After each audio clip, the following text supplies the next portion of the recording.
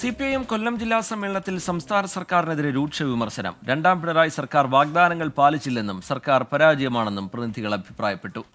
AK ബാലന്റെ പെരിച്ചാഴി പ്രയോഗം പ്രസ്ഥാനത്തിന് മോശമായി എന്നും വിമർശനം. അഞ്ചൽ, ശൂരനാട്, പുനലൂർ ഏരിയ കമ്മിറ്റികളാണ് വിമർശനം ഉന്നയിച്ചത്. അരുൺരാജ് കൊല്ലത്ത് നിന്ന് വിവരങ്ങളുമായി ചേരുന്നുണ്ട്. അരുൺരാജ്, വിശദാംശങ്ങൾ. അരുൺരാജ്. റിജിത്ത്, കടുത്ത വിമർശനമാണ് സംസ്ഥാന നേതൃത്വത്തിനെതിരെയും സംസ്ഥാന സർക്കാരിനെതിരെയും ആ പ്രതിനിധി സമ്മേളനത്തിൽ ഇന്ന് ഉയർന്നത്. രണ്ടാം പിണറായി സർക്കാർ പ്രതീക്ഷിച്ച രീതിയിൽ ഉയർന്നില്ല.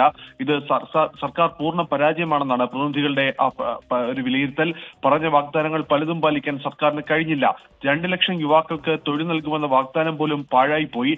ലൈഫ് പദ്ധതി അടിമുടി പാളിച്ചയാണ് നിലവിൽ നടന്നുകൊണ്ടിരിക്കുന്നത്. കേന്ദ്രത്തിന്റെ സഹായം കിട്ടുന്നില്ല എന്ന പതിവ് പല്ലവി നേതാക്കൾ നിർത്തണം എന്നുള്ളതാണ് ഭൂരിപക്ഷം പ്രതിനിധികളും അഭിപ്രായപ്പെട്ടത്. പാർട്ടി ചിഹ്നത്തെ അപമാനിക്കുന്ന തരത്തിൽ AK ബാലൻ നടത്തിയ പെരിച്ചാഴി പ്രയോഗം പ്രസ്ഥാനത്തെ തന്നെ പിന്നോട്ടടിക്കുന്നതായി. പല നേതാക്കൾക്കും ഇത് പിന്നീട് വിശദീകരിക്കാൻ കഴിയാനോ ഇത് ജനങ്ങൾക്ക് മുമ്പിലോ പ്രവർത്തകർക്ക് മുമ്പിലോ ഇതിനെ ഏത് രീതിയിൽ വിവരിക്കണമെന്ന് പോലും അറിയാത്ത സ്ഥിതി ഉണ്ടായി എന്നുള്ളതാണ് പ്രതിനിധികളുടെ വിമർശനം.